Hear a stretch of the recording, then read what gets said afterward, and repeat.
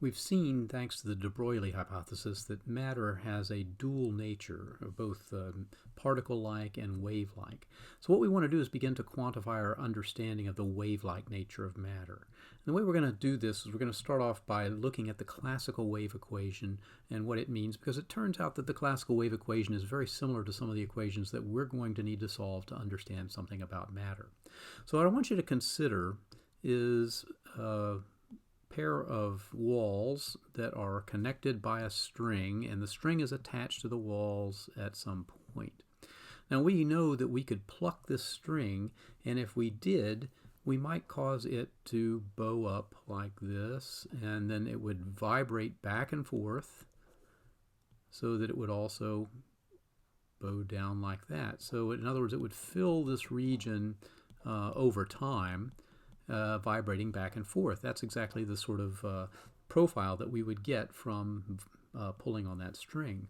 Now what I want to do is define this coordinate across here as our x coordinate, and we'll say that this string is located between point x equals 0 and point x equals L, and this vertical coordinate we'll describe as the amplitude of the wave, which will give a function u of x. So it varies as we move across x, but it is a function of x.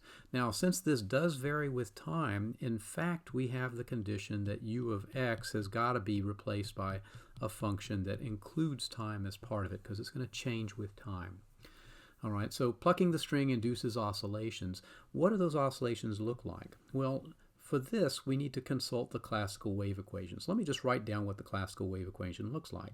Okay, it's a partial derivative of u with respect to x, and this is a second derivative, and that's going to be equal to 1 over the velocity of the string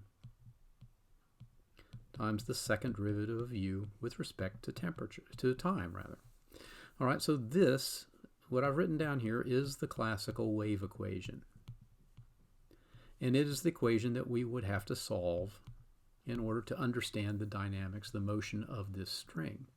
Okay, I want to point out that this velocity doesn't have to be fixed, but we will treat it as a constant in the things that we will discuss in this section.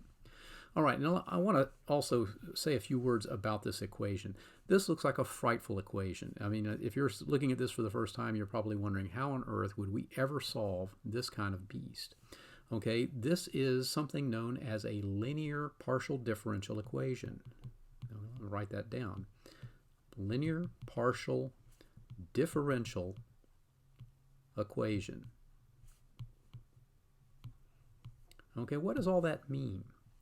Well, let me deal with this one thing at a time. Okay, I'm going to come down here and say linear basically means that all of the derivatives are raised to the first power. So in other words, I have so derivatives raised to power 1. So in other words, I have terms like df dx, but I do not have terms that are df dx squared. Okay, I only have linear terms raised to the first power. It may not seem like a big deal, but in fact, when we have terms like this in the equation, it becomes a little bit different how we solve that. Okay, what about partial? Well, we clearly have partial derivatives here. So in other words, we're dealing with a function that has more than one variable.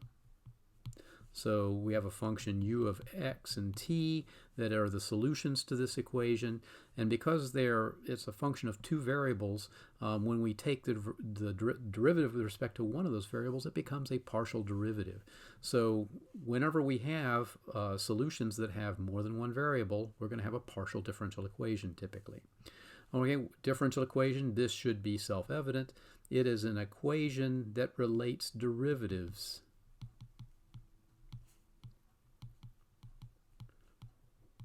of a function. So in other words, the object of this equation is not necessarily a number, although sometimes you need to find a number by solving a differential equation.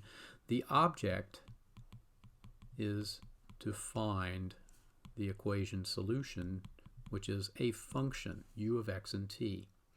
All right, now I'll point out that some of the things that we can do when we solve these equations is we can impose different types of conditions. And there are two types of conditions that we're going to run into quite a bit. The first of these are initial conditions. And initial conditions specify something about the value of the solution at time t equals 0.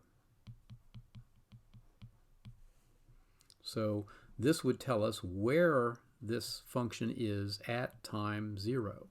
Therefore, it is an initial condition because we normally indicate that time begins at time 0.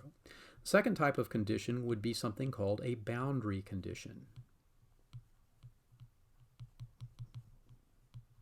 Okay, and boundary conditions basically specify values of the solution at particular values of x.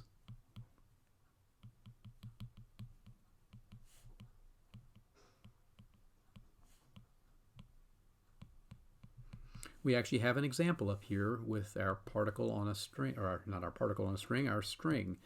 Okay, in this case, we have the condition that u at x equals 0 and any time t is equal to 0. Okay, if we define this to be 0, and u at x equals L and any time t is also equal to 0.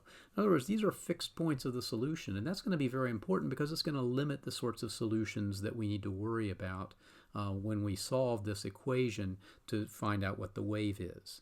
All right, now the other thing I'll note is that this equation is basically relating the curvature of the function in coordinate space with its curvature in time. Okay, and these two are proportional to one another, and the 1 over the velocity squared is our proportionality constant. So in other words, if one of them is 0, they're both 0.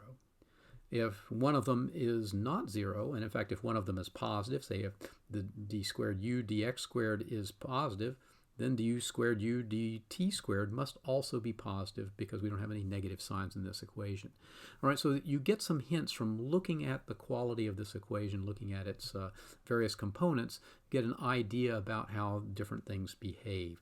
All right, so curvature is the second derivative. Slope would be the first derivative. So sometimes you have differential equations that involve slope. All right. So this gives you a little bit of introduction to classical wave equation. In the next couple of videos, we'll talk about some of the solutions.